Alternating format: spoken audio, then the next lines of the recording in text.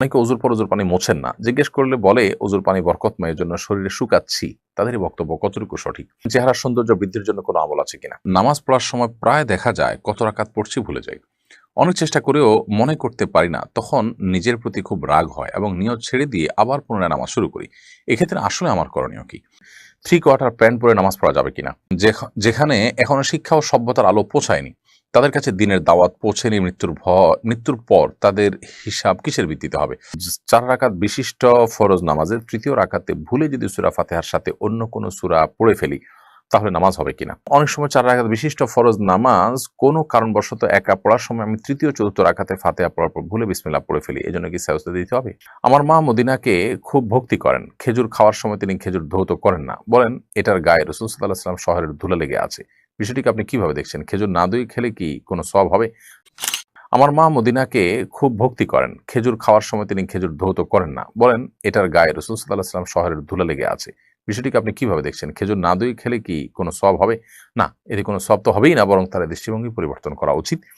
কারণ নবী করিম সাল্লাল্লাহু আলাইহি ওয়াসাল্লামের শহরের ধুলা হলে সেটা আ আপনার আমি খাবো, ব্যাপারটা এরকম না আসলে। নবী করিম সাল্লাল্লাহু আলাইহি ওয়াসাল্লামের প্রতি ভক্তি এটা তো ভালো। মৌলিকভাবে তার সেই জিনিসটা প্রশংসনীয় যে তার ভিতরে নবী সাল্লাল্লাহু আলাইহি ওয়াসাল্লামের ভালোবাসা আছে, ভক্তি আছে। কিন্তু ভক্তি ভালোবাসা প্রকাশের ভুল পন্থা গ্রহণযোগ্য নয়।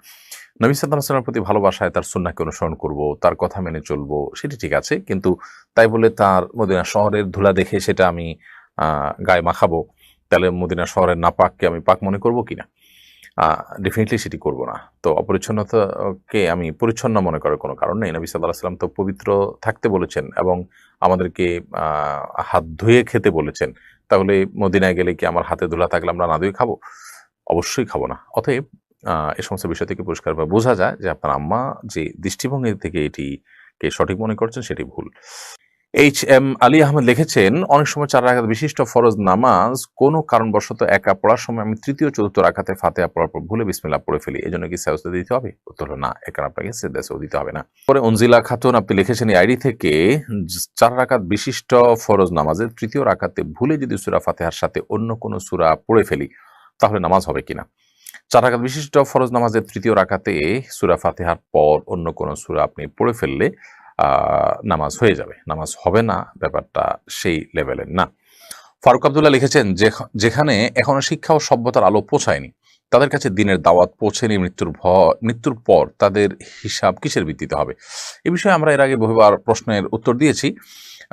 এরকম কোনো জায়গা যদি থাকে যেখানে দিনের কোনো দাওয়াত পৌঁছেনি, কোনো মানে আল্লাহর দিন, কোরআন, হাদিস, নবী রাসূলদের দাওয়াত কিছুই পৌঁছায়নি। কোনো জঙ্গলে এরকম কোনো মানুষ যদি থাকেন পৃথিবীতে, তাহলে সেক্ষেত্রে তাদের কিয়ামতের ময়দানে জিজ্ঞাসা হবে শুধুমাত্র আল্লাহর অস্তিত্ব নিয়ে, যে তারা সৃষ্টি দেখে এর কোনো স্রষ্টা আছেন এতটুকু তারা বিশ্বাস করেছে কিনা বা জেনেছে কিনা, জাস্ট এটুকু। এর বাইরে কোনো ইবাদত বন্দেগী, শরীয়ত, হালাল হারাম কোনো বিষয় তার জিজ্ঞাসাবাদ হবে না, যেহেতু সেগুলোর দাওয়াত তাদের কাছে পৌঁছায়নি। আল্লাহ তাআলা যেহেতু তাদেরকে বিবেক দিয়েছেন, বুদ্ধি দিয়েছেন, সুস্থ বিবেক বুদ্ধি, এটা দিয়ে আল্লাহ সৃষ্টি জগৎ দেখে এর যে একজন স্রষ্টা আছেন, মহান স্রষ্টা, শুধুমাত্র এইটুকু তাদের উপলব্ধিতে থাকা, তাদের বিশ্বাসে থাকা, এটা অপরিহার্য। সে বিষয়ে তাদের জিজ্ঞাসাবাদ করা হবে। এমনি রুবেল আপনি আমাদের ইউটিউব চ্যানেলে প্রশ্ন করেছেন, নামাজ পড়ার সময় প্রায় দেখা যায় কত রাকাত পড়ছি ভুলে যাই। অনেক চেষ্টা করেও মনে করতে পারি না। তখন নিজের প্রতি খুব রাগ হয় এবং নিয়ত ছেড়ে দিয়ে আবার পুনরায় নামাজ শুরু করি। এক্ষেত্রে আসলে আমার করণীয় কি? নামাজ পড়ার সময় কত রাকাত পড়েছি এটা নিয়ে ভুলে যাওয়া, এটা আমাদের সমাজে এখন একটা ব্যাপক আ আপনার মানুষের মধ্যে এই সমস্যা দেখা যায়। এবং এই সমস্যার মূল কারণ হলো যে আমাদের মনোসংযোগ এখন আর আমরা কোথাও খুব বেশি সময় ধরে রাখতে পারি না। এটা বড় ধরনের একটা অবনতি আমাদের বলতে পারি।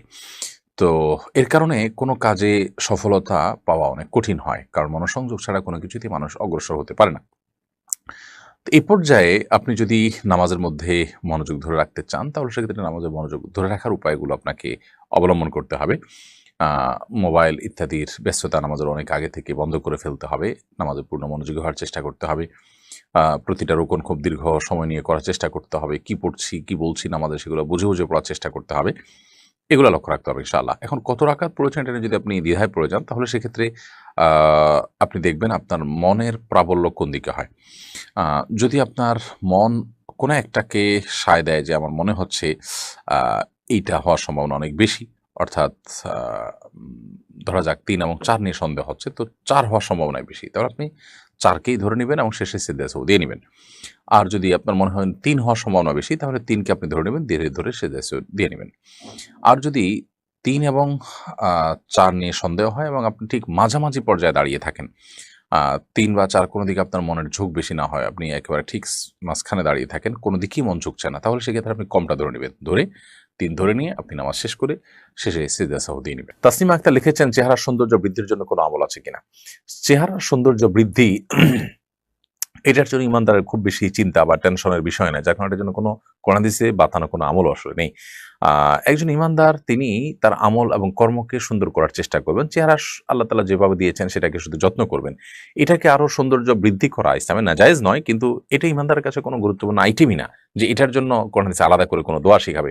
যাদের কাছে এই পার্থিব এই বিষয়গুলো, তুচ্ছ বিষয়গুলো অনেক বড়, যারা আখিরাতে বিশ্বাসী নয়, সেই মানুষগুলো সাধারণত এগুলো নিয়ে অনেক বেশি অরিড থাকে, অনেক বেশি তারা এগুলো নিয়ে পেরেশান থাকে। তো চেহারার সৌন্দর্য বৃদ্ধির জন্য কোনো উপায় অবলম্বন করলে সেটাকে আমি হারাম বলছি না। কিন্তু এইটাকে ইসলাম এত বড় করে দেখে না যে এটার জন্য আলাদা কোনো আমল দিবে। আমল দিবে তো তখন যখন জিনিসটা খুব গুরুত্বপূর্ণ হবে।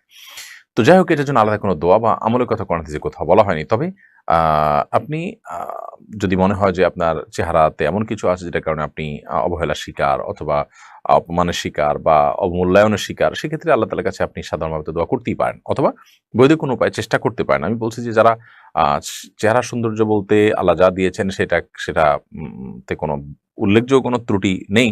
কিন্তু তারপরও সুন্দরত্ব কোনো শেষ নাই। তারা আরো সুন্দর করার পিছনে মরিয়া হয়ে থাকেন এবং এটার পিছনে লাখ, লাখ টাকা খরচ করেন এবং এটার পিছনে লেগে থাকেন। একটা পর্যায় পর্যন্ত এটা জায়েজ আছে। কিন্তু যখন সীমানা ছাড়িয়ে যায় তখন সেটা কিন্তু অপচয় এবং নাজায়েজের পর্যায়েও চলে যায়। সেটি মাথায় রাখতে হবে। খোলাসা কথা হলো, আপনার চেহারাতে যদি কোনো ত্রুটি থাকে আ যেটা আপনার সৌন্দর্যকে নষ্ট করে এবং সেটার কারণে আপনি সমস্যাগ্রস্ত থাকেন, তো আপনি কোনো ট্রিটমেন্ট করতে পারেন। আবার আল্লাহর কাছে দোয়াও করতে পারেন যে, "আল্লাহ আপনি আমার সমস্যা দূর করে দিন।" দোয়া আপনি ওপেন, উন্মুক্ত দোয়া আপনি আল্লাহর কাছে নিজের ভাষায় দোয়া করবেন। ইনশাআল্লাহ আল্লাহ রাব্বুল আলামিন আপনার দোয়া কবুল করতে পারেন। আর দ্বিতীয়ত, যদি এরকম পর্যায়ে না থাকে, জাস্ট আপনার সৌন্দর্য যেটুকু আছে এটাকে আরো বাড়াতে চান আপনি, এটা আসলে ত্রুটিপূর্ণ কিছু নাই, আরো সুন্দর করতে চান, সেটাও আপনি করতে পারেন। কিন্তু এটার জন্য খুব বেশি টাকা-পয়সা ব্যয় করে যদি আপনি অপচয় সীমানায় চলে যান, সেক্ষেত্রে সেটা গুনাহ হবে। আর আমল হিসাবে এক্ষেত্রে আল্লাহ তাআলার কাছে আপনি দোয়া করতে পারেন। তবে নবী করিম সাল্লাল্লাহু আলাইহি ওয়াসাল্লাম ফজর নামাজের জন্য যখন নামাজের জায়গার দিকে যেতেন, তখন একটা দোয়া পড়তেন। বিভিন্ন হাদিস দ্বারা বিভিন্ন দোয়ার কথা প্রমাণিত আছে। এর ভিতরে একটা হলো, আল্লাহুম্মা জাআল ফি কলবি নূরা ওয়া ফি ওয়াজহি নূরা। আল্লাহ আমার চেহারাকে আপনি আলোকিত করে দিন। এটা অবশ্য বাহ্যিক সৌন্দর্য নয়। এটা হলো ঈমানের একটা নূর, আ যেটা উম যেটা আপনার এই চামড়ার সৌন্দর্য নয়। যেটার মধ্যে এক ধরনের লাবণ্য থাকবে, এক ধরনের সৌন্দর্য থাকবে, অভাবনীয়, অকল্পনীয়, আ এবং যে সৌন্দর্যটা একেবারেই আপনার অতিপ্রাকৃতিক। অতএব সেটার জন্য আল্লাহ তাআলার কাছে সে দোয়া আপনি করতে পারেন, সেটা ভিন্ন বিষয়। অনেকে অজুর পর অজুর পানি মোছেন না। জিজ্ঞেস করলে বলে অজুর পানি বরকতময়, এজন্য শরীরে শুকাচ্ছি। তাদেরই বক্তব্য কতটুকু সঠিক? অজুর পানি আমরা শুকাবো কিনা? এর উত্তর হলো যে নবী করিম সাল্লাল্লাহু আলাইহি ওয়াসাল্লাম অজুর পানি কোন একটা কাপড়ের টুকরা দিয়ে শুকিয়েছেন, এরকম বর্ণনা আছে। আবার মাঝে মধ্যে রেখে দিয়েছেন, এই বর্ণনাও আছে। অতএব দুইটাই সমান পর্যায়ে। তবে ঢালাওভাবে অজুর পানি না শুকিয়ে আপনি যেন শুকে যায় শরীরে, সেটার জন্য রেখে দেওয়া ব্যাপারে পরিষ্কার করে নির্দেশ করা হয়েছে নেই যে এটার ভিতরেই কল্যাণ আছে, বরং নবী সাল্লাল্লাহু আলাইহি ওয়াসাল্লাম থেকে দুইটারই আমল পাওয়া যায়।